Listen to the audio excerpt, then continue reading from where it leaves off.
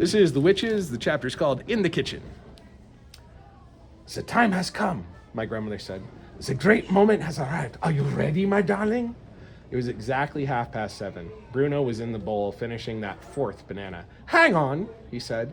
Just a few more bites. No, my grandmother said. We've got to go. She picked him up and held him tight in her hand. She was very tense and nervous. I had never seen her like that before. I'm going to put you both in my handbag now, she said. But I shall leave the clasp undone.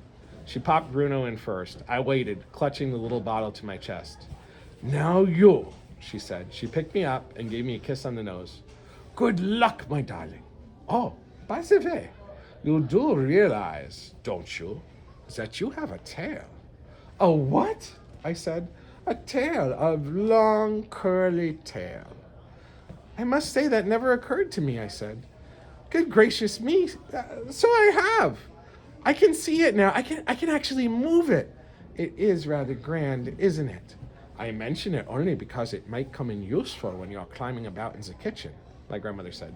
You can curl it round and you can look and hook it into things, and you can swing from it and lower yourself to the ground from high places. I wish I'd known this before, I said. I could have practiced using it. Too late now, my grandmother said. We've got to go. She popped me into the handbag with Bruno, and at once I took out my usual perch in the small side pocket so that I could poke my head out and see what was going on. My grandmother picked up her walking stick, and out she went into the corridor to the elevator. She pressed the button, and the elevator came up, and she got in. There was no one in there with us. Listen, she said. I won't be able to talk to you much once we're in the dining room.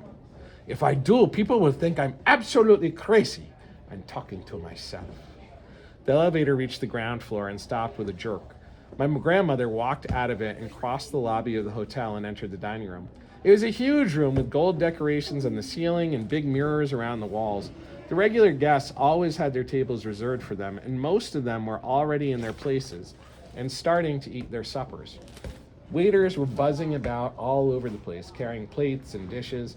One table was a small one beside the right-hand wall and about halfway down the room. My grandmother made her way to that table and sat down. Peeping out of the handbag, I could see in the very center of the room 2 long tables that were not yet occupied. Each of them carried a notice fixed onto a sort of silver stick, and the notices said, "Reserved for members of the RSPCC." My grandmother looked toward the long tables but said nothing. She unfolded her napkin and spread it over the handbag on her lap. Her hand slid across under the napkin and took hold of me gently. With the napkin covering me, she lifted me up close to her face and whispered, I'm about to put you on the floor under the table. The tablecloth reaches almost to the ground, so no one will see you. Have you got hold of the bottle? Yes, I whispered back. I'm ready, Grandmama. Just then, a waiter in a black suit came and stood by our table. I could see his legs from under the napkin, and as soon as I heard his voice, I knew who he was. His name was William. Good evening, madam, he said to my grandmother. Where's the little grandson today? He's not feeling very well, my grandmother said. He's staying in his room. I'm sorry to hear that, William said. Today there's a green pea soup to start with, and for the main course you have a choice of either grilled filet of sole or roast lamb. Pea soup and lamb for me, please, my grandmother said. But don't hurry it, William. I am in no rush tonight. In fact, you can bring me a glass of dry sherry first. Of course, madam, William said, and he stepped away. My grandmother pretended she had dropped something, and she bent down. She slid me out from under the napkin onto the floor and under the table again. Go, darling, go, she whispered. Then she straightened up again. I was on my own now. I stood clasping the ink bottle, the little bottle. I knew exactly where the door into the kitchen was. I had to go about halfway around the enormous dining room to reach it. Here goes, I thought, and like a flash, I skittled out from under the table and made for the wall. I had no intention of going across the dining room floor. It was too risky. My plan was to cling close to the skirting of the wall all the way around until I reached the kitchen door. I ran. Oh, how I ran. I didn't think anyone saw me. They were all too busy eating. But to reach the door leading to the kitchen, I had to cross the main entrance to the dining room.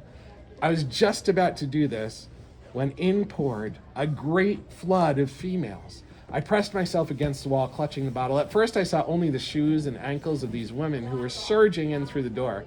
But when I glanced up a bit higher, I knew at once who they were. They were the witches coming to dinner.